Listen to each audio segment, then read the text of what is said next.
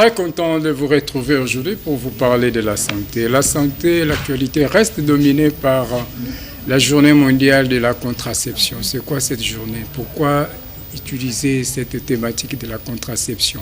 Quand on en parle toujours, c'est pour décourager les couples de ne pas avoir des enfants. Qu'en est-il du thème de cette année? Et c'est autour de toutes ces questions que nous allons essayer un peu d'échanger avec nos invités qui nous ont fait l'honneur de venir sur ce plateau pour en parler. Et de droite à gauche, nous vous présentons d'abord M. Jérémy Landou Mwanayakala. Bonjour, M. Jérémy. Bonjour. Très content de vous retrouver sur ce plateau. Je vous rappelle que M. Jérémy est le chef de division chargé de la communication. Tout à fait. Sûrement, il y a de bonnes communications. Tout à fait. Alors, au milieu, nous avons Dr Bibi Mboma, qui est aussi chef de division au sein de ces programmes, qui est dirigé aujourd'hui par le Dr Anne-Marie Toumba. Dr Bibi Mboma, nous sommes très contents de vous recevoir pour la première fois. Vous nous avez fait l'honneur. Merci. Merci beaucoup. Merci, alors, vous allez bien?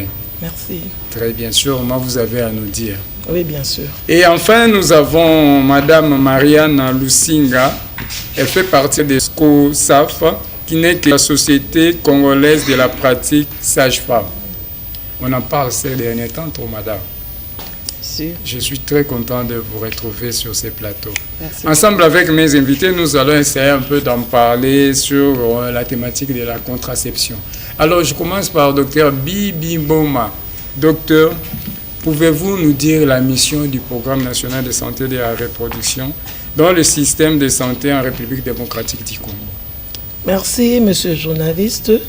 Le Programme national de santé de la reproduction ainsi que le PNCR, c'est un programme du ministère de la Santé qui est sous le secrétariat général à la santé. Et ce programme, en tant qu'organe stratégique, a pour mission d'élaborer les normes, les directives, les politiques en matière de santé de la reproduction, surtout que sa vision est qu'aucun enfant ne meurt en venant au monde et qu'aucune femme ne meurt en donnant naissance et que toutes les femmes soient en bonne santé reproductive et sexuelle. Docteur, l'actualité reste dominée par la contraception. On vient de commémorer même la journée mondiale. C'est quoi la contraception? Devons-nous dédier toute une journée pour en parler, alors que ce sujet reste tabou dans nos familles? Oui, je pense que le sujet reste tabou. Et la journée mondiale de la contraception, sa célébration vaut son pesant d'or, parce qu'il est important que nos populations soient sensibilisées sur ce qu'est la contraception. Et la contraception n'est rien d'autre que l'ensemble des moyens et des techniques qu'on met à la disposition de nos populations pour éviter d'avoir des grossesses non désirées. Comme je l'ai souligné, il est important que toutes les grossesses soient désirées. Docteur, monsieur Jérémy, avez-vous quelque chose à ajouter sur la contraception? Et moi, je me demande si on doit consacrer toute une journée pour en parler. Oui, merci beaucoup. C'est vrai qu'on doit en parler.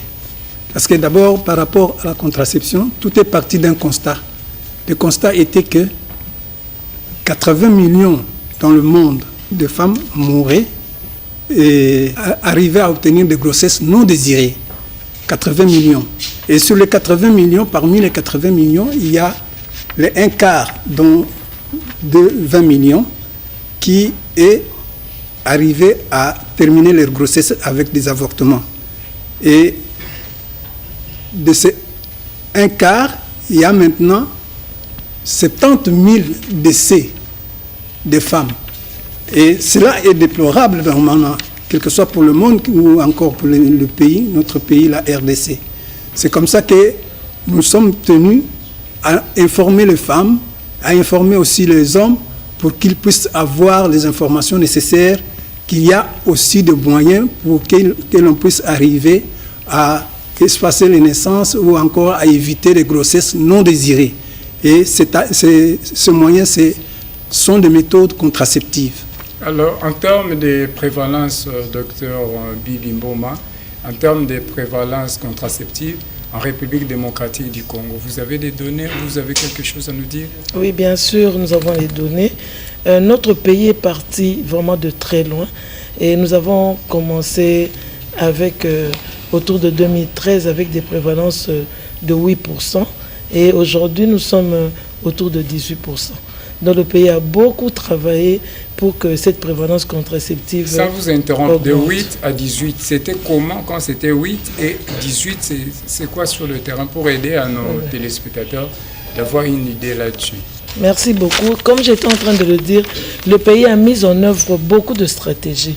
Et comme on peut vous informer, le pays avait élaboré son premier plan stratégique en 2014. Et à l'intérieur de ce plan, plusieurs stratégies étaient écrites à l'intérieur pour augmenter ou booster, n'est-ce pas, la prévalence contraceptive. Et parmi ces stratégies, nous avons des stratégies communautaires, des approches communautaires à travers les distributeurs à base communautaire de plusieurs types. Nous avons des résidents, les DBC résidents, nous avons les DBC à profil médical. Quand vous parlez des DBC, je me mets à la place distributeurs à base communautaire, Très comme bien. je l'ai dit. Vous êtes technicien, Oui. je me mets à la place de nos téléspectateurs pour les accompagner. Oui, Ok. oui. En fait, ce sont des acteurs communautaires Oui. qui ont été formés pour aller vers la communauté, Très bien. avancer vers la communauté. Au lieu que la communauté vienne toujours vers les formations sanitaires, et vous savez qu'il y a plusieurs barrières en termes des barrières financières, de l'accessibilité géographique, et plusieurs problèmes peuvent empêcher les personnes qui ont besoin d'utiliser des services, d'approcher les services. Et la stratégie d'aller vers les communautés, c'est à travers les distributeurs à base communautaire. Et cette stratégie a porté ses fruits au pays et ça a vraiment boosté notre prévalence contraceptive de 8 à 18%. Très bien, madame. Alors, madame Marianne, la population, par rapport à la contraception, la population a toujours une lecture. La population est souvent comprise par la plupart des personnes à la communauté comme si, quand on parle de la contraception, c'est juste empêcher les gens de ne pas avoir des enfants. C'est inviter les gens pour impliquer une politique où le programme oblige toujours les gens de ne pas avoir des enfants. Est-ce que c'est la lecture que vous avez aussi? Merci pour cette question. En fait, la population a beaucoup de sources d'informations. Mais nous disons, ce n'est pas ça, en fait.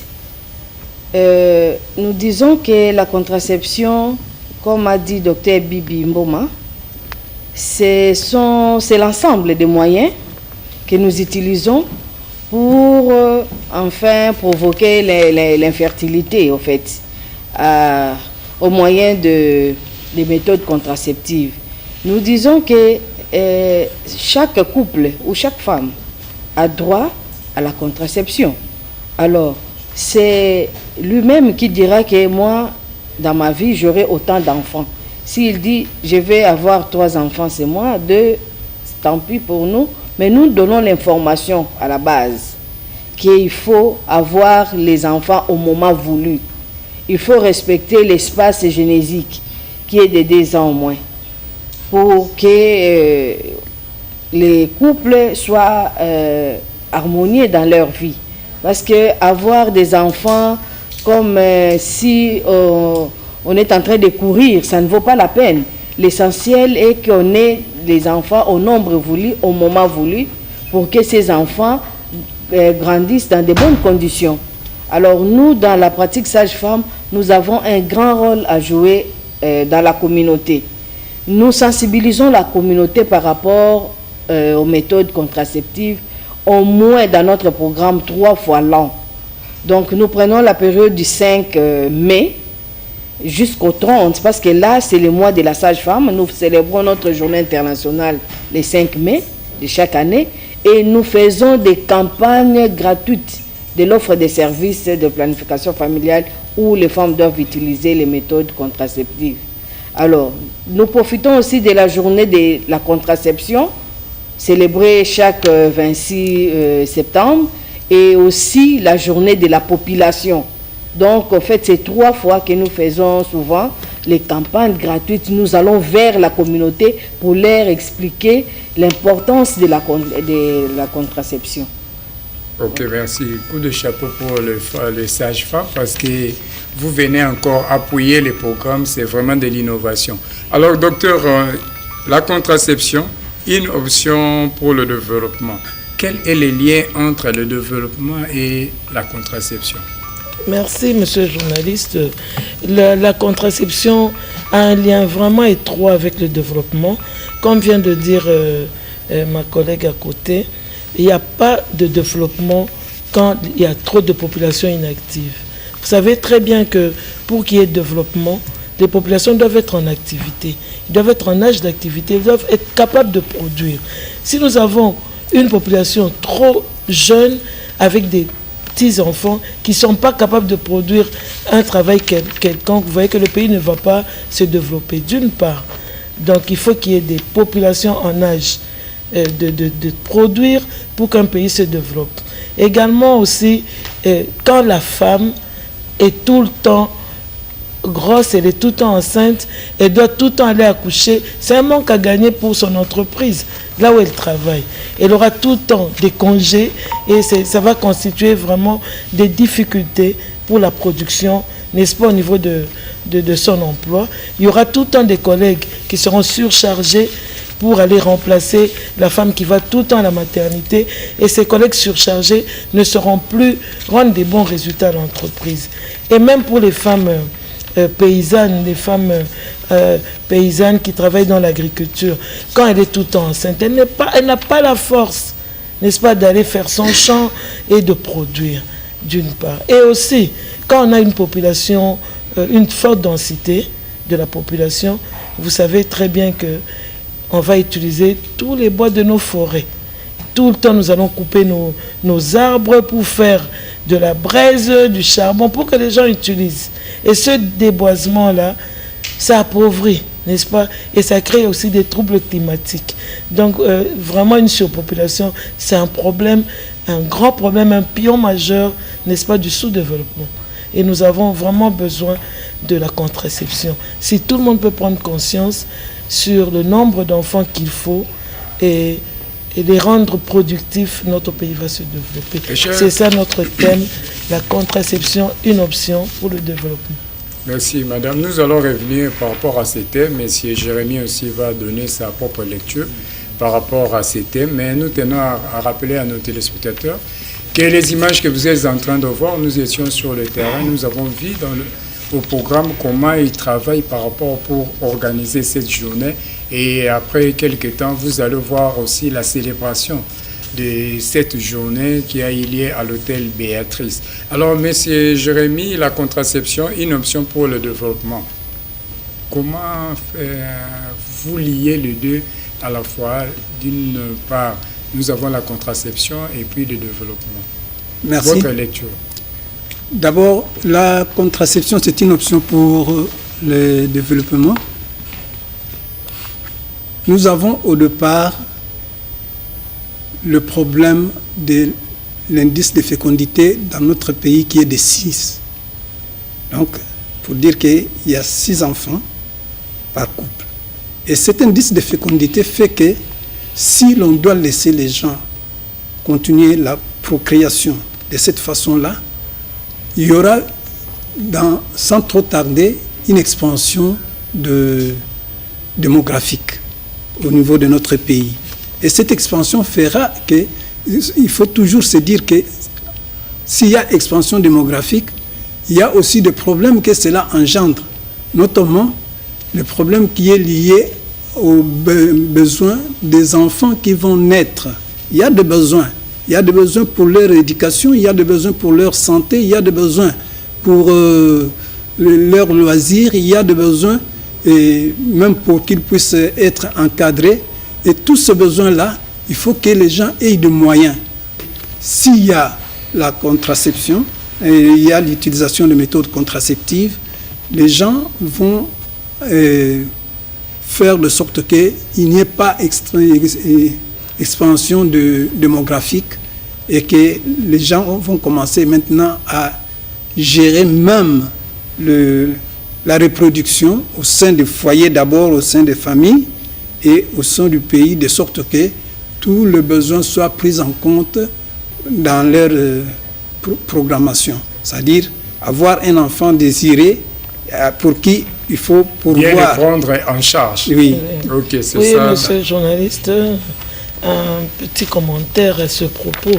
Je voulais dire que les grossesses doivent être programmées et doivent être désirées. Parce que vous savez très bien que la grossesse déclenche un stress au sein d'une famille. Et un homme, dès que sa femme est enceinte, il est déjà stressé. Comment il prépare la maternité? Il doit faire des économies pour préparer la maternité. Et quand ces grossesses se répètent, la famille ne peut pas épargner du tout. Parce qu'il y a des dépenses qui sont engendrées par la grossesse.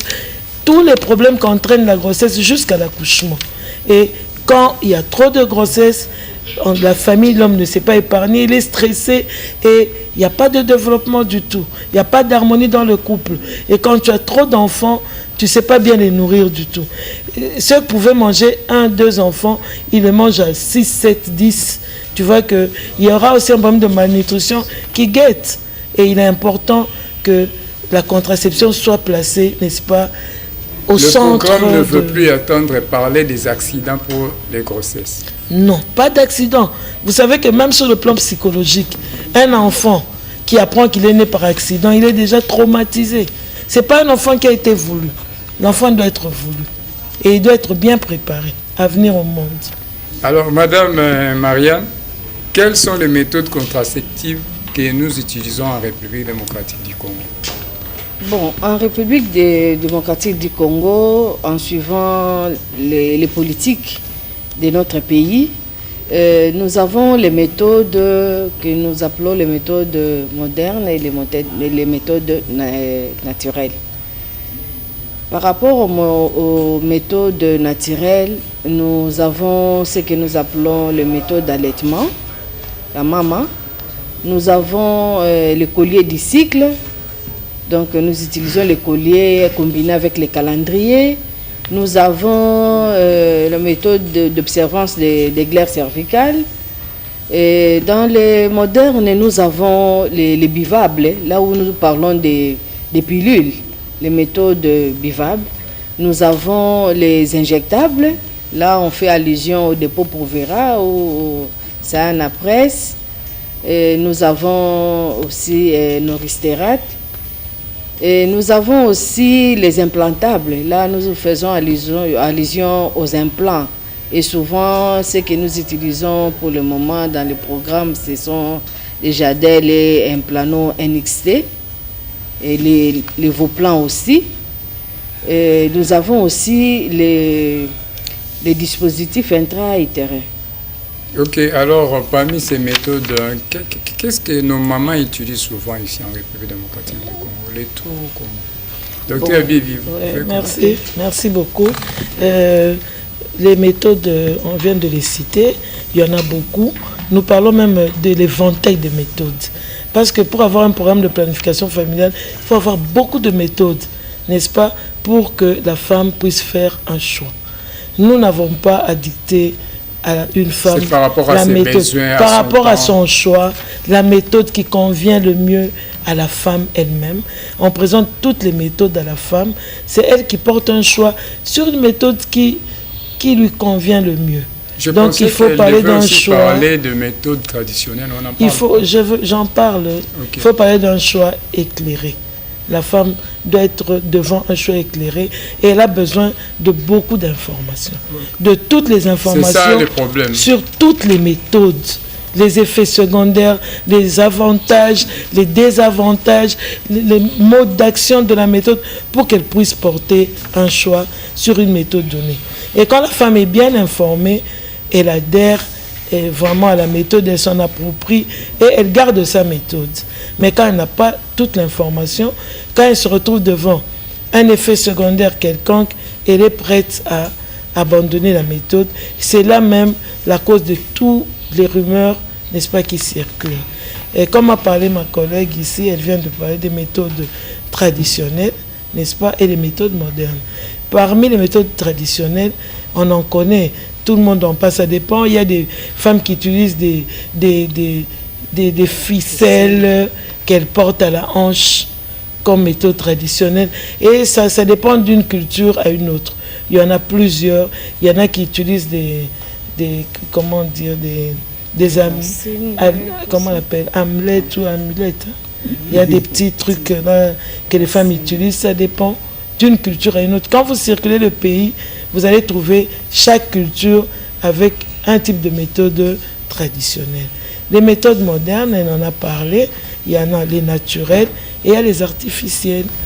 Les naturels, c'est là où on a parlé de coder du cycle, méthode d'auto-observation, on en a parlé. Et les artificiels, c'est là où nous avons les pilules, les implants, les injectables et les dispositifs intra-utérins. On a même aussi la méthode permanente. Pas commenter, mais je voulais dire que même la polygamie était utilisée aussi comme méthode contraceptive. Ça veut dire quoi? C'est-à-dire que quand la femme a conçu, au moment où elle a conçu et elle vient d'enfanter, maintenant l'homme va maintenant commencer à aller vers une autre femme, une seconde femme. Pour ça, c'est dans la vieille tradition, oui, la exactement. vieille société. Malheureusement, notre société aujourd'hui ne reconnaît plus.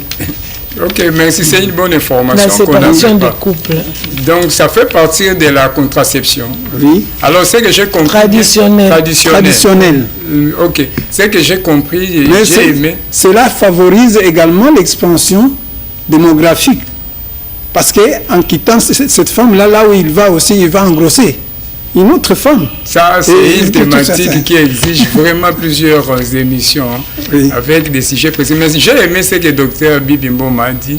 Il faut d'abord aux prestataires ou aux formateurs de donner toutes les informations aux femmes. Tout à fait. Et c'est à chaque couple de faire le choix. Et si on fait un bon choix, on n'aura pas de problème.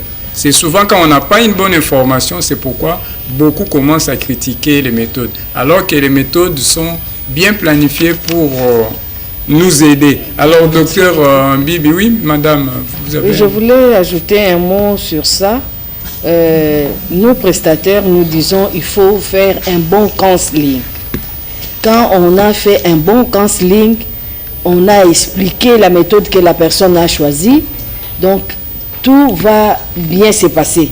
C'est quand on n'a pas fait un bon counseling, c'est là où il y a des problèmes, des refus parfois, des méthodes, des préjugés viennent. Ou si on a mal appliqué une méthode. C'est pourquoi, en montrant l'éventail des méthodes, c'est la femme qui va faire son choix. Ce n'est pas au prestataire de dire prenez ça. Non. Après le counseling, elle-même choisit et c'est parti avec la méthode, on fait les suivis. Docteur Bibi, oui, M. Charemi. Oui, par rapport à cela, je voudrais ajouter qu'il faut que les femmes soient informées. Pourquoi elles doivent être informées? Parce qu'il y en a auprès de qui? Soient informées auprès des prestataires qualifiés dans le domaine. C'est-à-dire qu'il ne faut pas ramasser les informations n'importe où, parce que tel m'a dit qu'il faudra utiliser tel produit et il s'en va dans des officines, dans des pharmacies, payer cela et il commence à utiliser. Parce que tout ce dont elles viennent de parler, des counseling, des explications sur les éventails des contraceptifs, ils n'auront pas ces informations-là. Et en ce moment-là, lui qui s'en va utiliser les contraceptifs parce qu'il a appris seulement le nom de ce contraceptif et il a acheté dans une pharmacie, il va utiliser ça sans toutefois savoir qu'il y a des préalables qu'il fallait tenir compte. Déjà bien avant. Oui. Docteur Bibi, aujourd'hui, il y a des couples, même il y a des gens qui nous suivent à travers les provinces, même à Kinshasa, où un couple peut aller se présenter pour commencer à faire ce que madame a dit, le counseling. Alors, c'est où on doit aller. On peut aller à n'importe quel centre de santé, dispensaire, polyclinique ou hôpital. Bon, le pays, la planification familiale est intégrée dans plusieurs formations sanitaires du pays où les prestataires sont formés et où ils ont le paquet. Donc, quand il arrive dans une structure, il va se renseigner si la planification familiale est intégrée. On a aujourd'hui plus de 70% de formations sanitaires à travers le pays qui ont intégré la planification familiale. Alors, qu'est-ce qu'on peut retenir du récent arrêté du ministre de la Santé publique, prévention, hygiène et prévention par rapport à la contraception. Merci, monsieur le journaliste. Je voulais reculer un peu pour dire que oui, les femmes auront toutes les informations, n'est-ce pas, ou les couples, ils auront un choix à opérer sur les méthodes et ils doivent savoir que toutes les femmes ne sont pas éligibles à toutes les méthodes. C'est là où va intervenir la notion d'éligibilité, de voir les antécédents, les paramètres cliniques, n'est-ce pas, de la femme qui vient pour décider si elle doit vraiment utiliser la méthode qu'elle a choisie. Sinon, elle a d'autres possibilités de choisir une autre méthode si elle n'est pas éligible à une méthode donnée. Donc c'est important que toutes les personnes qui désirent une contraception puissent s'adresser aux personnes qualifiées, aux personnes qu'il faut, pour avoir les bonnes informations et avoir vraiment la méthode de leur choix qui répond, n'est-ce pas, aux critères cliniques, sanitaires de cette personne. Merci. Je voulais reculer. Bon, par rapport à votre question sur l'arrêté, l'actuel arrêté qui a été voté par le Parlement en 2018 et promulgué en 2019, n'est-ce pas, la loi portant organisation de la santé publique. Et cet arrêté ouvre vraiment l'opportunité et la voie, n'est-ce pas, à l'utilisation des méthodes contraceptives.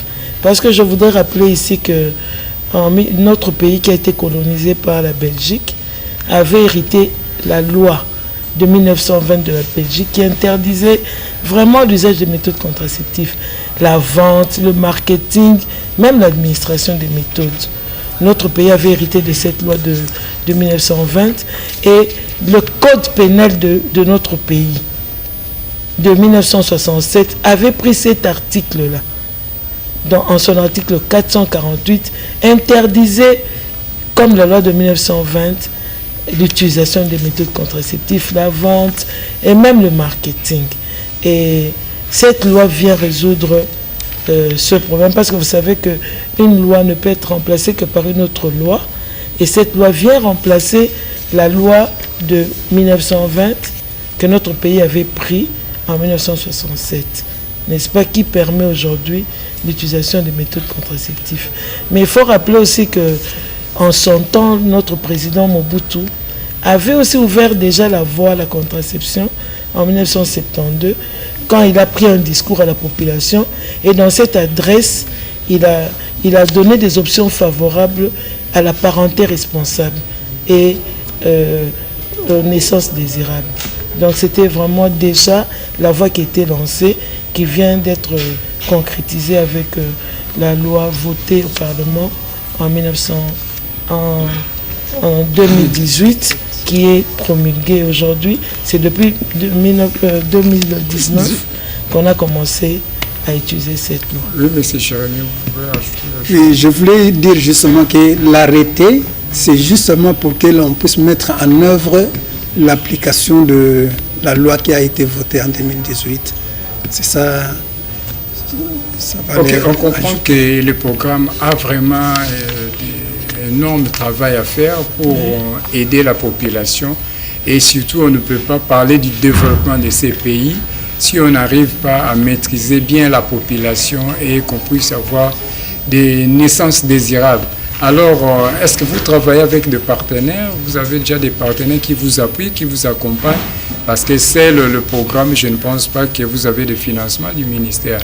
Mais à travers les partenaires du ministère, est-ce qu'il y a des programmes, il y a des partenaires qui vous accompagnent pour réaliser vos projets, ces études, ces réflexions?